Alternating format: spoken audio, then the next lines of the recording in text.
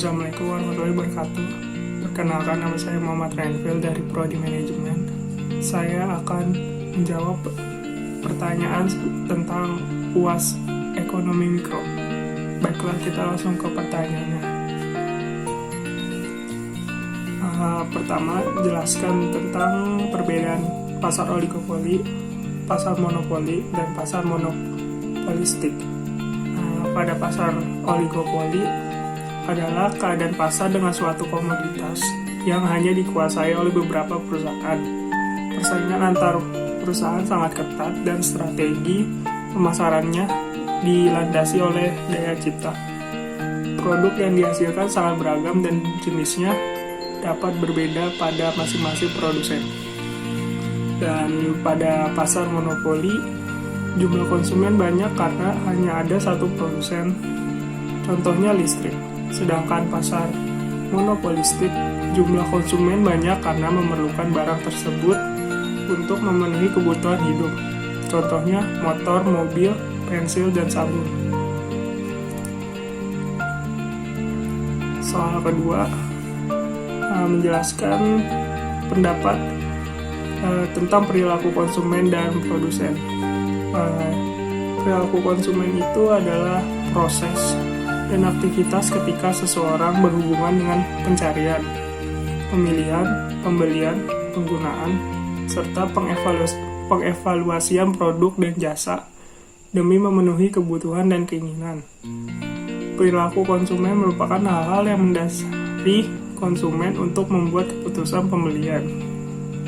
Perilaku produsen ialah suatu teori yang menjelaskan bagaimana tingkah laku atau perilaku produsen untuk menghasilkan produk secara efisien dalam kegiatan produksinya. Produsen berusaha untuk menghasilkan produk secara baik dengan mengatur penggunaan faktor produksi yang dimilikinya. Soal ketiga itu pendapat tentang pasar persaingan sempurna.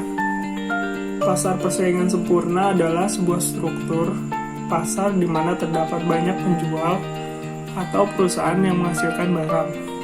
Pasar persaingan sempurna juga diartikan sebagai pasar yang mempunyai banyak perusahaan untuk memberikan pelayanan kepada pembeli di pasar. Pada pasar persaingan sempurna, jenis produk yang dijual relatif sama atau bersifat homogen. Setiap perusahaan menawarkan barang yang identik. Soal keempat, pendapat tentang apa yang menyebabkan terjadinya kegagalan pasar. Yang pertama itu eksternalitas. Eksternalitas mengacu pada biaya atau manfaat yang dihasilkan dari transaksi yang mempengaruhi pihak ketiga yang tidak memutuskan untuk dikaitkan dengan manfaat atau biaya tersebut. Ini bisa positif dan juga negatif.